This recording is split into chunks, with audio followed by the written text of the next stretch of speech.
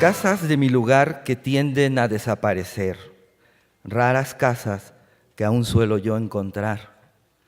Es de ver la amplitud de los patios empedrados, el brocal con arcadas de ladrillo, los arriates adosados a los muros, altos muros patinados y sin brillo, y la parra que se afianza entre sus grietas y macetas y macetas y macetas. Los equipales criollos debajo del corredor, cocina que es comedor, los enormes cajones despenseros, mesas de pino, tan blancas como el lino, que duermen en los roperos, lino fino de enantes, lino de las estopillas y de los bramantes. Y las amplias escaleras y los breves ventanales y las vidrieras de vidrio poligonales y los viejos comisones de los viejos cornizones de los labrados balcones por las lluvias carcomidos, donde por turno hacen nidos golondrinas y gorriones. Francisco de Terrazas, Flores de varia poesía. Recordando al primer poeta castellano nacido en México, damos la bienvenida a la maestra Alicia Albornoz, de la Academia de Historia de Ecuador, quien nos dictará la conferencia magistral Inicios de la Mexicanidad en la Literatura Novohispana, Francisco de Terrazas y Antonio de Saavedra y Guzmán. La maestra nació en Quito, Ecuador, estudió en Estados Unidos, Uruguay, Chile, Ecuador y México. Cursó la carrera de Letras Españolas y la de Letras Inglesas en la UNAM, y luego la maestría de Humanidades en la Universidad de Anáhuac.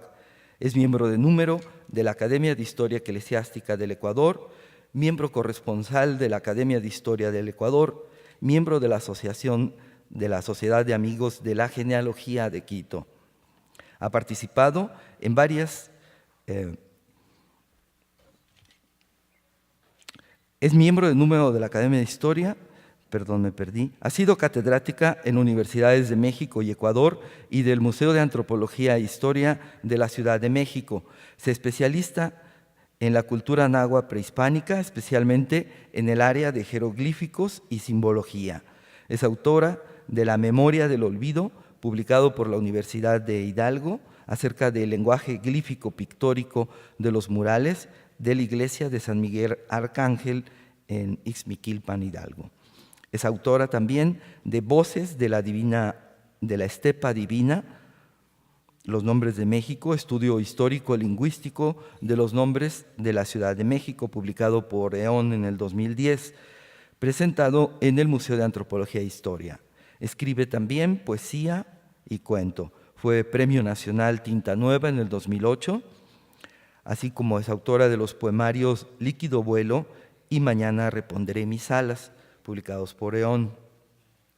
Actualmente se encuentra en producción en la editorial Siglo XXI su libro El mestizaje de la palabra, acerca del catecismo de Fray Pedro de Gante y sus dos planos de lenguaje en los jeroglíficos, y con la editorial Trilce el libro Raíces Cósmicas de México Tenochtitlan, apología de un símbolo, acerca del escudo nacional de México, orígenes y trayectoria. Reciba un cordial aplauso, maestra. Gracias. Muchas gracias. Primero que todo, quisiera agradecer al doctor Duverger y a los organizadores de este evento maravilloso, al doctor Onofres Sánchez Menchero, también aquí a nuestro amigo Marmolejo, también a las presentadoras de estos eventos, también a los estudiantes que han venido de la Universidad de Veracruz, de la Universidad de Chiapas, del Centro de Estudios Cervantinos de Durango, a los estudiantes de varias universidades de León y de Veracruz. Así que muy bienvenidos y pues les agradezco la oportunidad que me han dado de hacer esta presentación, que espero sea de su agrado. Gracias. Nuestro tema... muy lejos. Sí, gracias. Nuestro tema el día de hoy será el de la identidad del mexicano, visto a través de estos dos poemas épicos iniciales de México, el de Terrazas, Nuevo Mundo y Conquista, y el de Saavedra, Peregrino Indiano. Pero antes de entrar en ese tema, vamos a ver dos cosas. Una, qué es la identidad, y dos, el ambiente en el que surgen estos poemas y cuál es el contacto con España y cuál es la influencia de la España del momento en ellos. En cuanto a la identidad se conforma por ciertos preceptos acerca de la vida, la religión, la cultura, las costumbres, y todo esto se hermana en un grupo de individuos de igual procedencia. Un individuo se puede así identificar con otro de la misma procedencia y del mismo credo. En los inicios de una ciudad se encuentra la etapa en que se gestan las raíces de lo nacional, de la patria, de la identidad. En el poema de largo aliento, poema épico y culto de Francisco Terrazas, y en el de Antonio de Saavedra, se pueden percibir los primeros datos definidores de la identidad. En estos poemas, los poetas cantan lo propio. Aparece lo auténtico de México, los nombres locales de origen prehispánico, indígena, las referencias a estos pobladores primeros, a sus cualidades y sus valores. Los dos poemas tienen personajes indígenas protagonistas también, junto a los españoles del entorno referido. Los dos poetas son criollos, hijos de españoles, nacidos en el Nuevo Mundo, América, y en México, la ciudad. La época de la creación de esta por los primeros habitantes españoles que aquí arraigaron fue la de transformación de una realidad previa a una nueva identidad totalmente diferente. La creación de la Nueva España implicaba una etapa de transformación, de cambio de costumbres, de ideas, de religión, de idioma para los indígenas, pero el cambio o transformación también la vivían los españoles, llamados entonces criollos o indianos. Se ha conformado paulatinamente una identidad de nueva nación que venía a ser diferente de la ciudad indígena anterior y distinta también de la tierra de origen de los españoles. Y no solo en cuanto al lugar que se iba convirtiendo según los cánones barrocos de la época, de haber sido antes ciudad de templos y pirámides. Aquí se va creando una nueva nación de un mestizaje en diversos aspectos y áreas. Los pobladores cambian y aunque inicialmente la ciudad es dividida separando la población europea de la local indígena, con el tiempo irán mezclándose. Indudablemente se va conformando aquí un nuevo mundo. Al tocar el tema de la identidad, surge el tema del indígena. En el poema Peregrino Indiano de Antonio de Saavedra, vemos al indígena idealizado, presentado como el buen nativo, tema que sería retomado después por otros autores de diversas latitudes.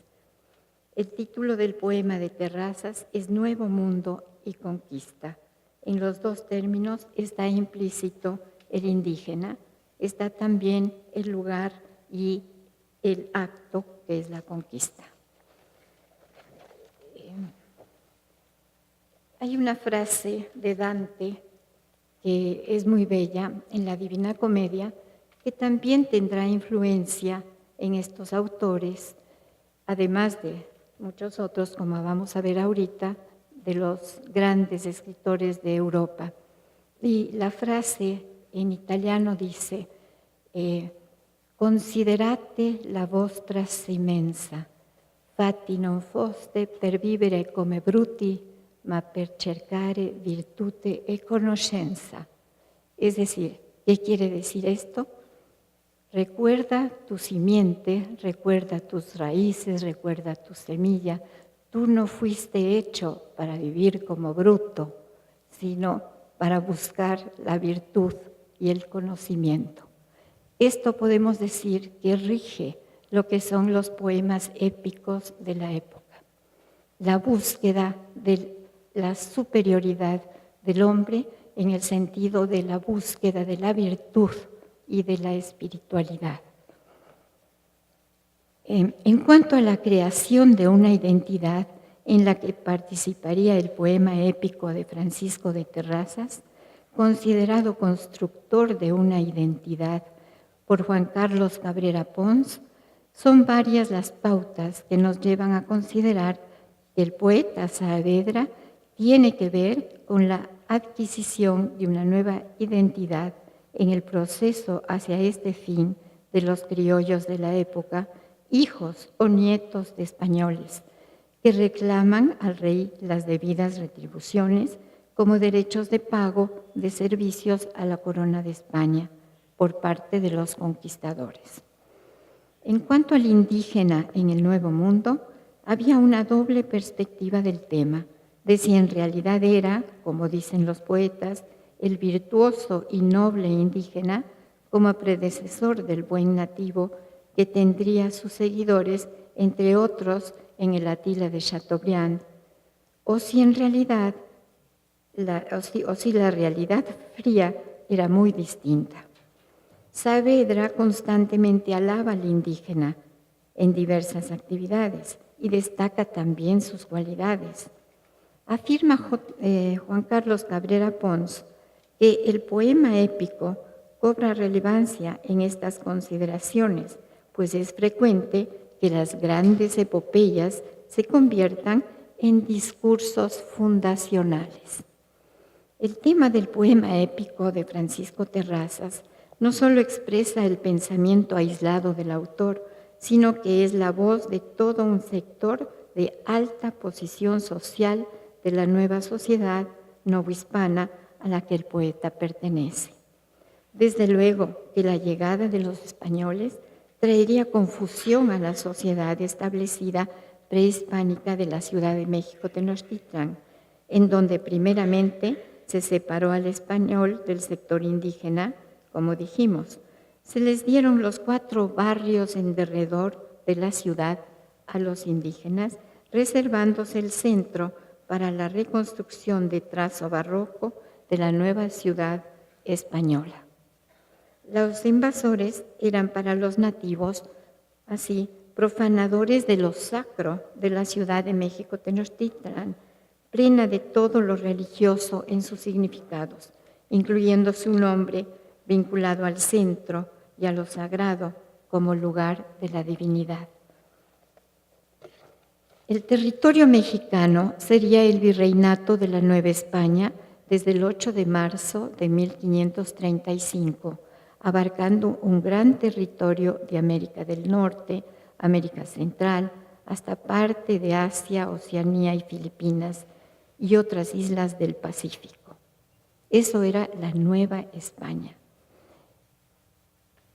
Con la invasión y conquista española cambiaría la identidad no solo del lugar, sino también de la gente. Pronto llegaron con los nuevos migrantes europeos animales distintos de los autóctonos, que irían dando una nueva fisionomía a la ciudad. Caballos, ganado, puercos, gallinas, todos los animales desconocidos para los lugareños. Y productos nuevos de la tierra que irían cambiando la alimentación local. Así también se irían incorporando al lenguaje vocablos náhuatl relativos a las verduras locales, la palabra chícharo, ejote, chayote, eran palabras nuevas, náhuatl, que se incorporaban al castellano de todos los días como aún hoy en día las conocemos. Con las diversas combinaciones de etnias surgían las diversas castas. Llegó también la raza negra en calidad de esclavos para el trabajo de las minas. Y los españoles trajeron el trigo, que también cambió la fisonomía de los campos.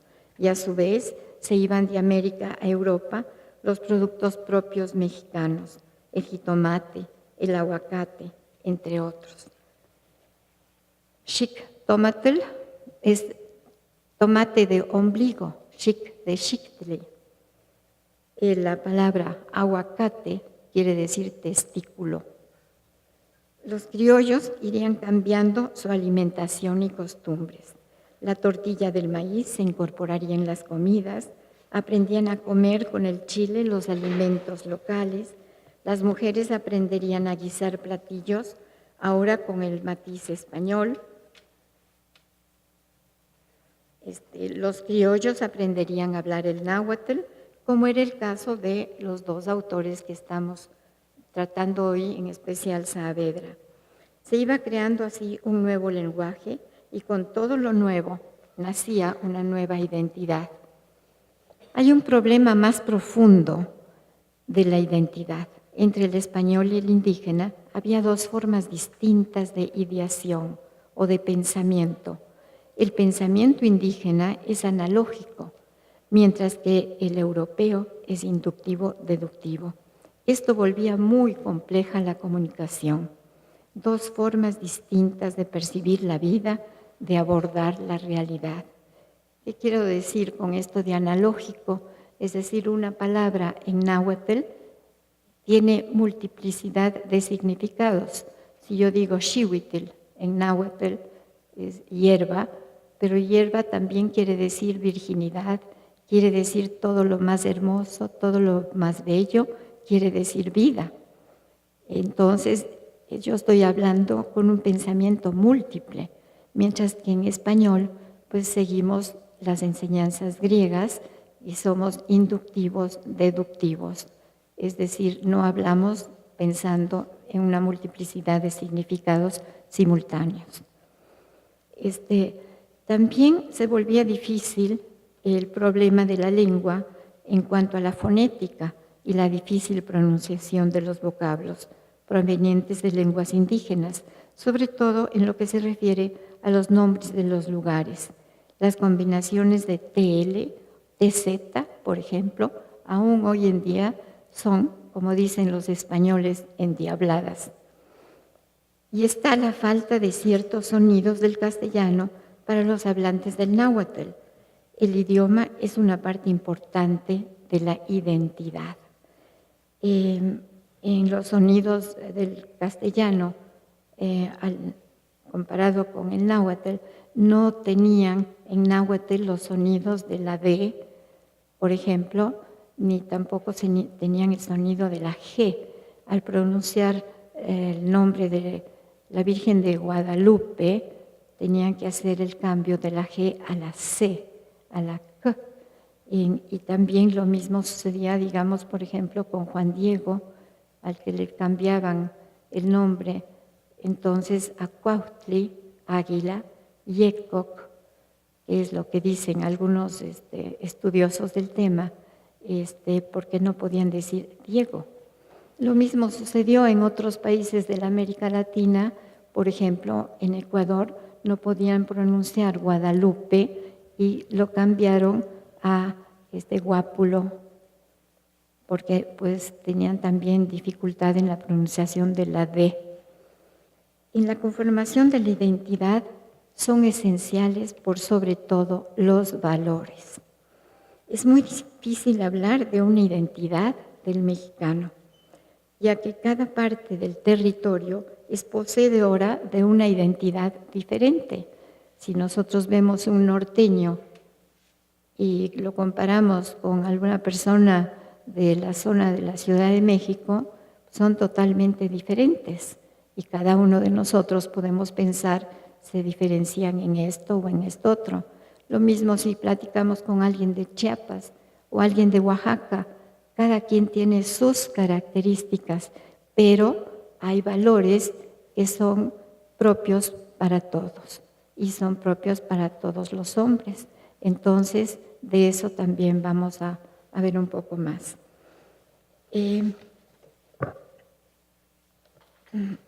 México es un conglomerado de etnias, de lenguas, de costumbres, en su historia, en sus rasgos físicos, y así era antes y así sigue siendo hoy en día. La identidad se conforma por ciertos preceptos acerca de la vida, de la religión, de la cultura, de las costumbres que se hermanan a un grupo de individuos de igual procedencia. Un individuo puede así identificar a otro de su misma procedencia o credo. En los inicios de una ciudad se encuentra la etapa en que se gestan las raíces de lo nacional, de la patria, de la identidad. Por cierto que en la historia de las religiones, los orígenes, el inicio, el principio, siempre es sacro.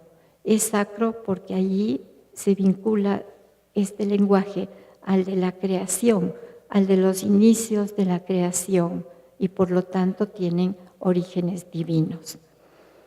En el poema de largo aliento, en el poema épico, y subrayo también culto, de Francisco de Terrazas, y en el de Antonio de Saavedra, se pueden percibir estos primeros datos, como ya dije, de la identidad.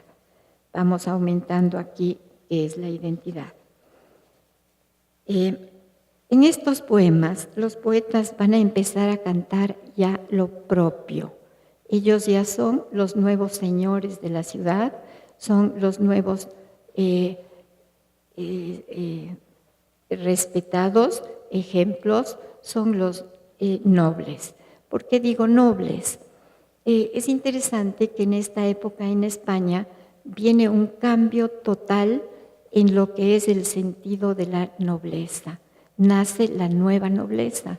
¿Por qué? Porque el rey va a premiar a sus allegados, a su gente que ha contribuido a ampliar su enorme ya territorio nacional. Ya España no es solo España. España, que de por sí en esta época que se llama en Europa el siglo de oro, es la época del Renacimiento, de los grandes portentos en la literatura, en la historia, en el arte, es la época riquísima de Europa. España ha crecido de una forma extraordinaria. La mitad de Estados Unidos de hoy en día le pertenecía a España.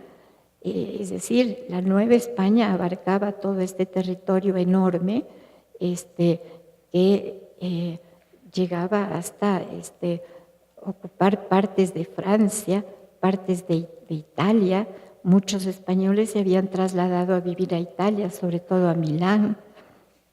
Y por eso vamos a ver también este fuertísimo vínculo que va a haber entre Italia y España y la influencia que va a tener la madre patria, que es España, y a su vez la influencia sobre esta madre patria de Italia en los cánones de lo que es la poesía, y no solo la forma, sino el contenido. Y en esto vamos a hablar del poema épico, porque es tan importante, y porque es un creador de identidad, y porque es un creador de valores, y porque decimos siempre poemas épicos cultos. Dicen cultos, ¿por qué? Porque ahí el escritor va a poner lo relativo a la antigua literatura, que es la literatura greco-latina, la literatura en donde aparecen los autores eternos, los autores en donde vemos la obra de Virgilio y todas estas obras que van a sentar las bases, los principios de lo que es un poema épico. ¿Qué quiere decir épico? Épico viene de la palabra épicos, del griego, que significa creación. Es una creación que además es un relato y que además es un poema. Luego vamos a ver la diferencia con lo que es la poiesis, que que es la poesía, que también es la creación. Y cosa importantísima, todos estos poemas épicos se remontan a lo que es la creación, es decir, los orígenes. Tanto el poema de Saavedra como el poema de Terrazas tendrán que ver con los inicios de la Ciudad de México, Tenochtitlan. Es una nueva creación. La época de la creación de los primeros habitantes españoles que aquí arraigaron fue de transformación, como habíamos dicho, y es una etapa previa a la adquisición de una identidad totalmente diferente.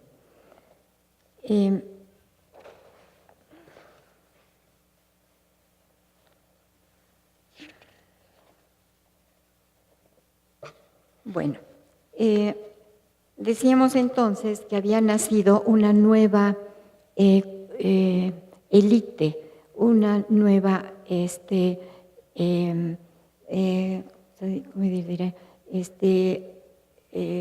sociedad en donde iba a ser de suma importancia el vínculo con España, porque en España estaba todo lo nuevo. Siempre los jóvenes buscan lo que está de moda.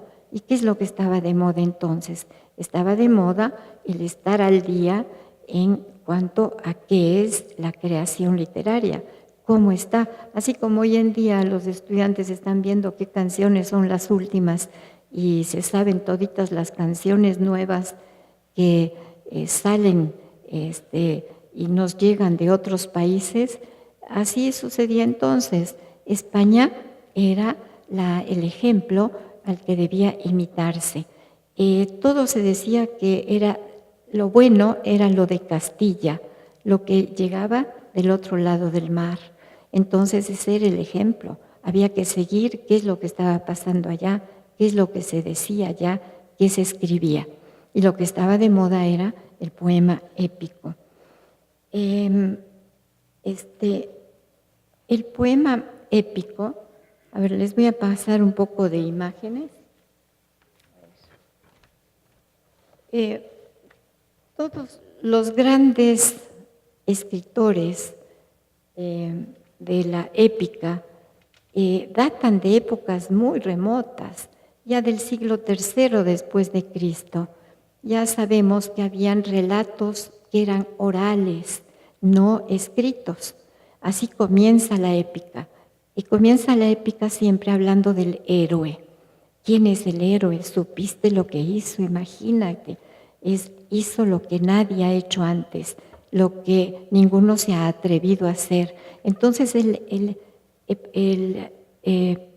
héroe se convierte en un símbolo para ser el imitado, para ser el respetado, para ser el famoso. Entonces la épica va a tener que ver con la fama, va a tener que ver con la virtud, va a tener que ver con el héroe, el que se atreve, y siempre es el que sigue una trayectoria en la que va a encontrar una serie de obstáculos, y estos obstáculos que él va a poder vencer le van a dar la fama. La gente empieza a hablar entonces del héroe, así como hoy en día con el fútbol. Así entonces pues era con los grandes los grandes héroes épicos.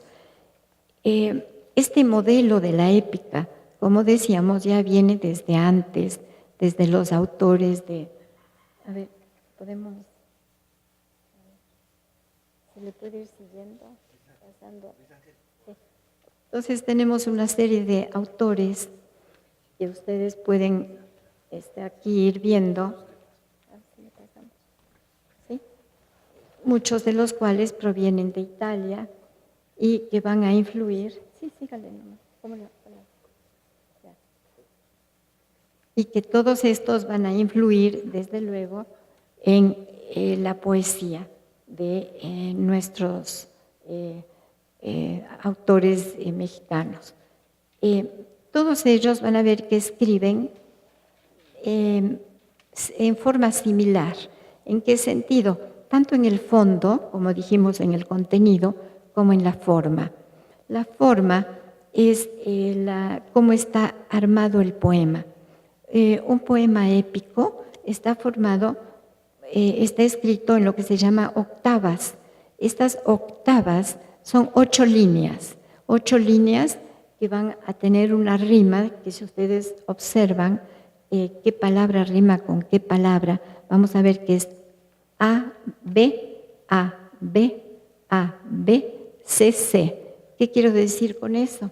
Las 2 primeras líneas, A, B, fíjense cómo van a rimar con las siguientes, A, B, y así tenemos lo que es la rima de octava sílaba. Ahora, este poema se llama poema de arte mayor, todos estos poemas épicos escritos en octavas, y se dedica única y exclusivamente a cantar lo grandioso, a cantar ya sea los inicios o ya sea de una serie de héroes o de un solo héroe. Entonces, por eso son llamados también de arte mayor.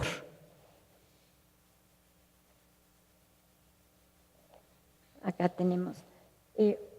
Otro de los autores de esta época, no solo sucedía aquí en México lo de la conquista, sino que pues sabemos que en América del Sur también España se había ya apoderado de casi toda la América del Sur. Entonces iba conquistando y llegó hasta Chile, al Cono Sur, y en el Cono Sur escribió la hazaña de la conquista, la lucha de los españoles contra los indios mapuches, el autor Ercilla, Alonso de Ercilla.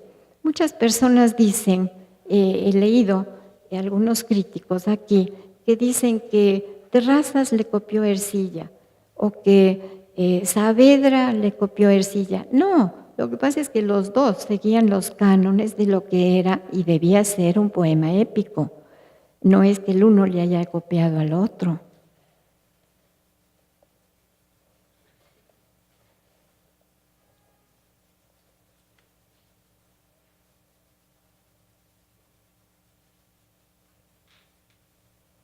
Bueno, pues coinciden tanto el poema de Ercilla, tanto el poema de Saavedra como el poema de Terrazas en elogiar a la persona de Hernán Cortés y la conquista. Pero en realidad no son exclusivamente enfocados a este tema. En realidad elogian también la valentía de los indígenas. Elogian, entonces, relatan las aventuras vividas en este encuentro del blanco y el indio. Y resaltan algunas de las ciudades por las que, es decir, más bien las costumbres de los pueblos con los que conviven. Vamos a ver ahí que en realidad hay aventuras son interesantísimas y nombran también, desde luego, a los personajes tomados de la historia, es decir, hacen poesía con la historia real. Entonces esto lo podemos comprobar con las crónicas, en donde pues todos los nombres de estos primeros héroes valientes españoles están redactadas. Uno de ellos que fue torturado, que fue comido, dicen que fue comido vivo, pues ya es de exageración, hicieron muchos pedazos y de él se los comieron, está muy bien descrito en uno de estos poemas.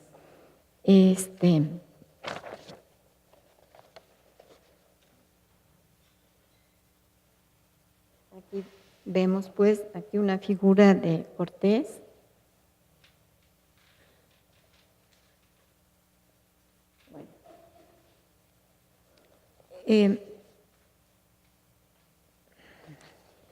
Aparte del poema épico, quisiera yo detenerme un poquito en esta efervescencia de creación que había en Europa. ¿Por qué hablar de Europa si estoy hablando de la identidad en México? Es decir, nosotros lo que somos, nuestra identidad se define también por el de dónde venimos. Y el de dónde venimos no es una cosa que se puede así olvidar nada más. Es decir, si yo digo, pues mi abuelo era español, por ejemplo, yo tengo que tener algo de lo que era mi abuelo. Entonces, lo mismo sucede con la identidad de una nación. El mexicano, como decíamos, no es únicamente autóctono del lugar donde habita y ya. Es decir, ha habido una mezcla indudable. Y entonces, pues sí es importante esa procedencia. Los nuevos españoles que radicaban aquí, que eran los criollos, por cierto que ese término dicen que está mal utilizado, que porque los criollos en realidad eran más vinculado el término con los nativos que habían nacido ya hijos de los negros que llegaron a ayudar en las minas en otras zonas de América, pero que aquí se aplicó también el término para los que habían nacido ya en la Ciudad de México.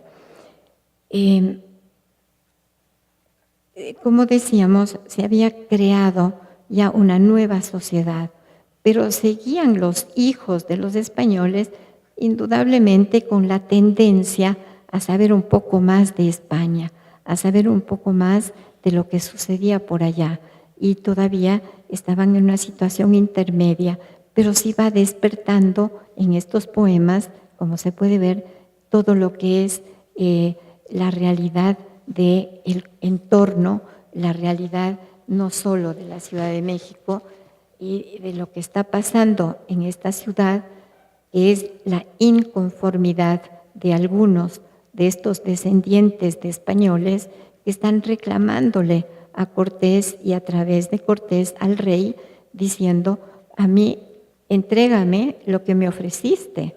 Y entonces en uno de estos poemas le dicen a Cortés, tú nos prometiste esto y esto otro, ¿dónde está? No nos has dado nada. Entonces sí hay también no solo un elogio de Cortés, que es abundante y múltiple, sobre todo en Saavedra, en que Cortés aparece en casi todas las páginas, sino que está también una recriminación, es decir, ¿dónde está lo que nos ofreciste? No solo llegaste a la gloria por tu propio esfuerzo, sino por nosotros. Danos lo que merecemos. Pero sí se va poquito a poco creando un orgullo de patria, un sentido de patria.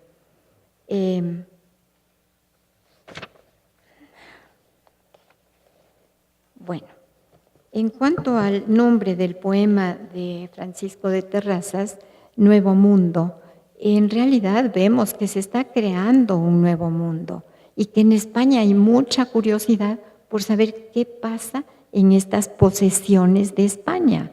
En cierta forma se sienten atraídos, se sienten con el deseo de venir. Tan es así que el mismo Cervantes quiso venir. Él, como ustedes saben, en alguna carta por ahí puso a las autoridades que buscaba venir ya fuera a la zona de Colombia, lo puso con otros términos de la época, o a la zona de Bolivia, ¿no? Entonces también esa curiosidad es como si nos dijeran hoy en día, pues ya están viajando a Marte, pues a mí sí se me antoja ir a ver cómo está aquello, ¿no? Entonces aquí pues con doble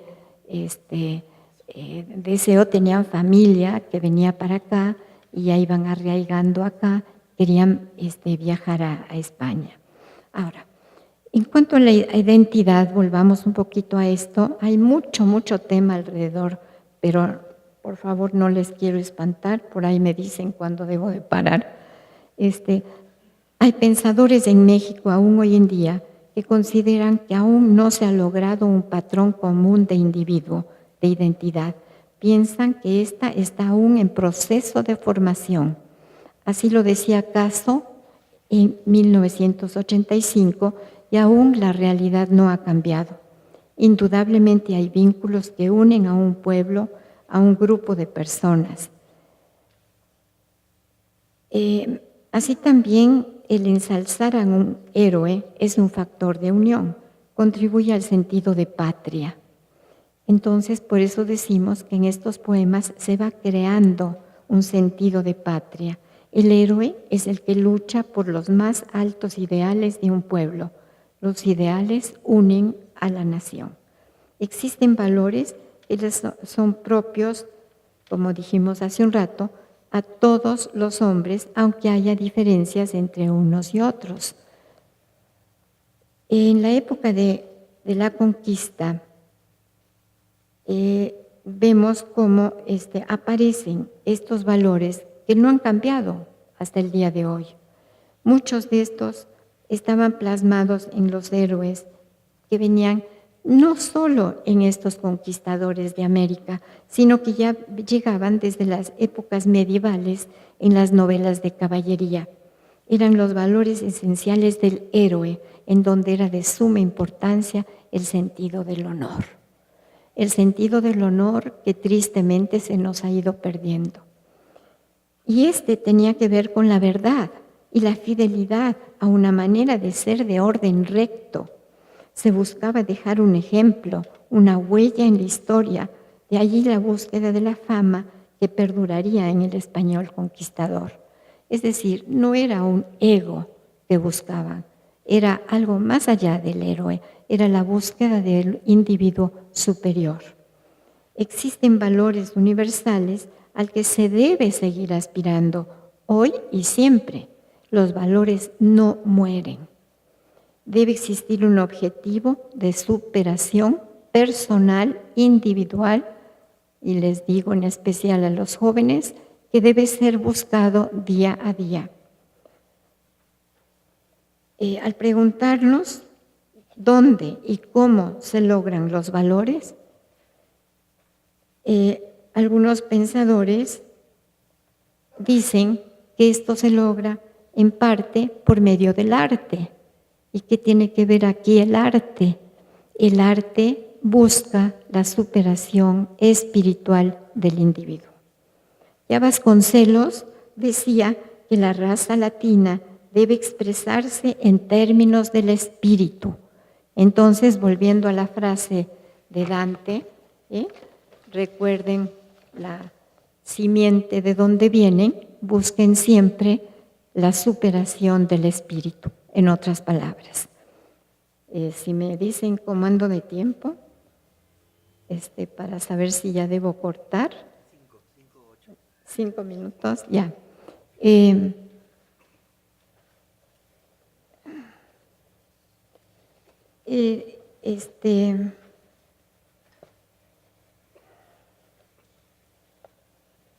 En cuanto al por qué llamamos a estos poemas épicos, poemas cultos, es porque en ellos vamos a encontrar referencias a los grandes clásicos que mencionamos hace un rato, a los grandes clásicos grecolatinos.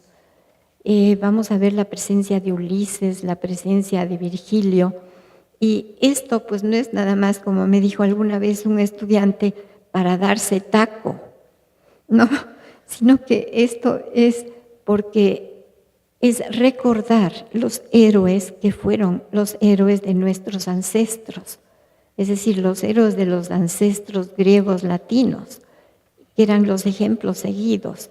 Ahora, en cuanto a esta antigüedad de la épica, ya desde el siglo III después de Cristo tenemos datos de los poemas épicos que eran orales, mas no escritos. Después tenemos el Mio Cid, y no hay un español que no sepa quién era el Mio Cid. los valores se plasman en el Miocid. El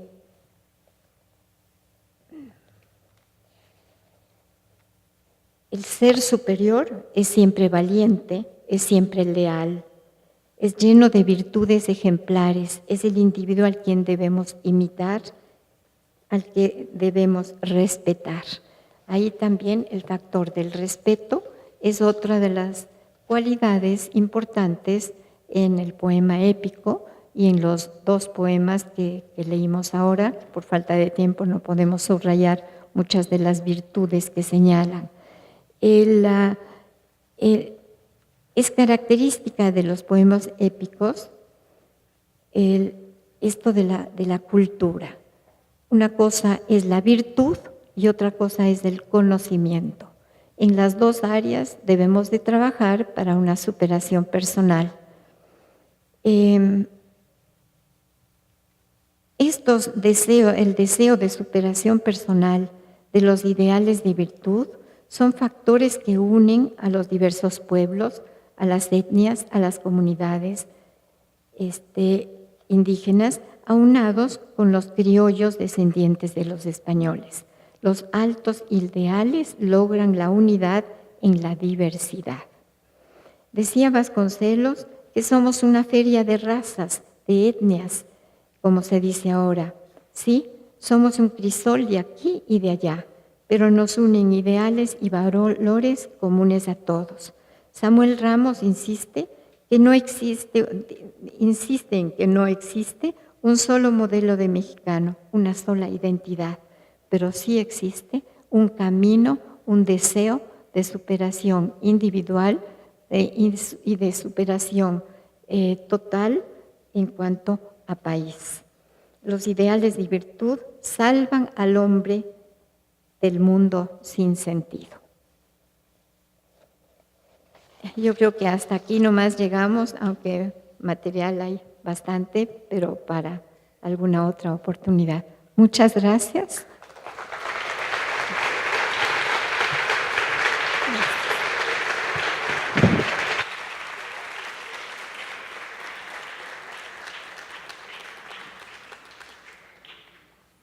Muchas gracias, maestra. La Fundación Cervantina de México, AC, la Universidad de Guanajuato, el Centro de Estudios Cervantinos y el Gobierno del Estado de Guanajuato, a través del Museo Iconográfico del Quijote, otorgan el presente reconocimiento a Alicia Albornoz por la conferencia magistral Inicios de la Mexicanidad en la Literatura Novohispana, Francisco de Terrazas y Antonio de Saavedra y Guzmán. Muchas gracias.